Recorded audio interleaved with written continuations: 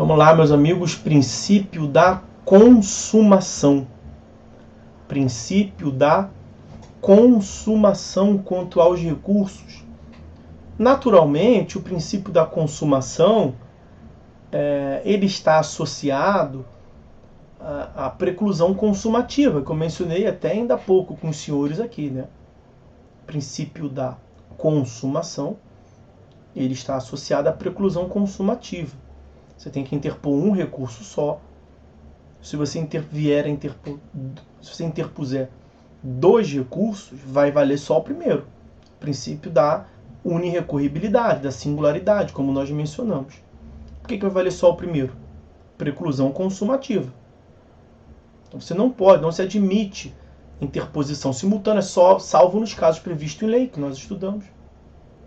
E não se admite também a substituição. Porque senão o que as partes fariam? Interpôs o recurso errado. Substitui. Até chegar ao recurso certo. E claro que o processo não se presta a isso. Né? O processo ele é composto por fases preclusivas. Inclusive a fase recursal. Aqui nós temos um dado importante que eu não sei o quanto que eu vou poder falar aqui, porque demanda o conhecimento, o aprofundamento dos embargos de declaração. Eu vou tangenciar, eu vou tatear aqui, talvez seja melhor eu aprofundar depois. A questão é a seguinte: no artigo 1024, quando se trata do julgamento dos embargos de declaração,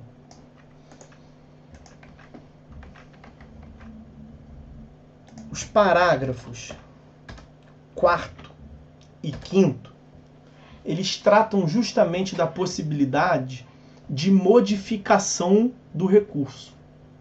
Mas qual é a lógica aqui?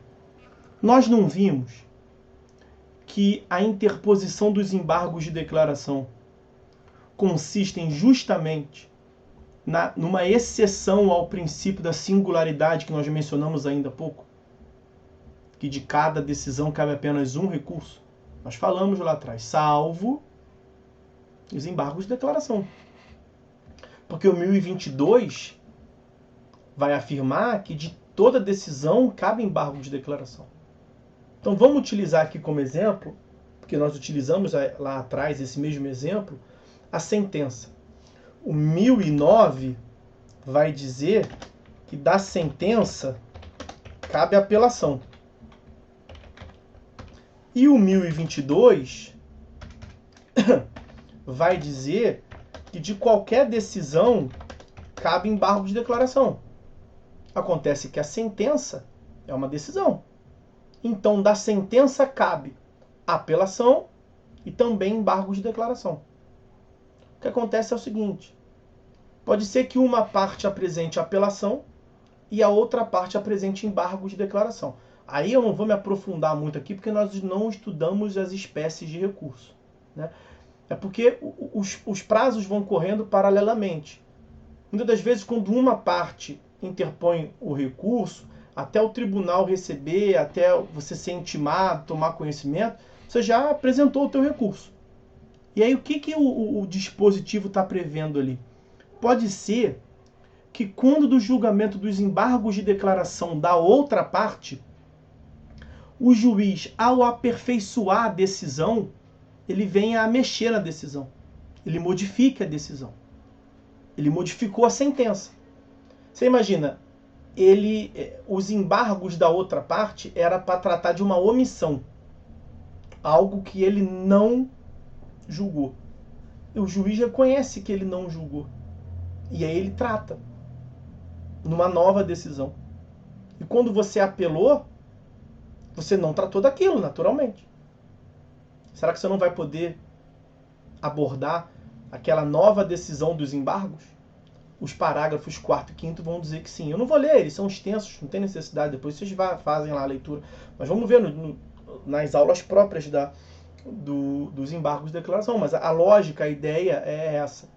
Quando do julgamento dos embargos de declaração, se houver mudança substancial da decisão embargada e já houver sido interposto outros recursos pela outra parte, é possível viabilizar modificação. Então é uma exceção a esse princípio da consumação, que diz justamente que não se admite substituição do recurso. Mas nesse caso, justamente o que estamos vendo é que se admite uma substituição. Mas admite substituição somente quanto a esse ponto. Somente quanto a esse ponto.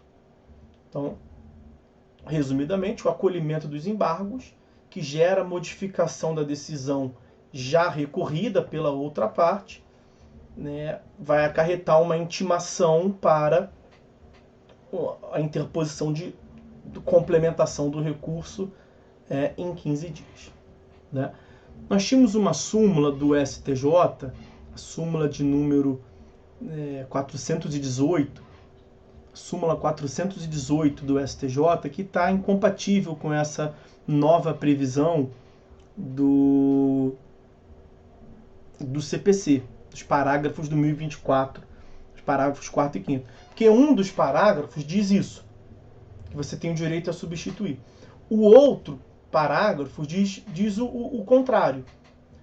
Diz o seguinte: eu interpus a apelação. A outra parte interpôs os embargos de declaração. Aí, ao julgar os embargos de declaração, o juiz não mexeu na sentença. Então, aquela sentença que eu apelei manteve a mesma coisa. Eu já apelei. O STJ tinha um entendimento louco, que nós vamos voltar a analisar tudo isso, mas, resumidamente, ele tinha um entendimento louco de que eu tinha que apelar de novo. Ou que eu tinha que confirmar, ratificar aquela apelação. Isso era sumulado, essa súmula 418. E esses parágrafos vão dizer que não precisa, que já está apelado, já está recorrido. Então, esses parágrafos superam essa súmula 418.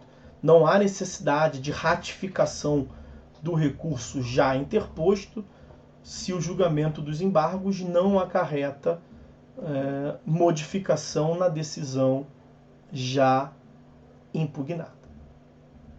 Ok? Beleza? Bom, então, meus amigos,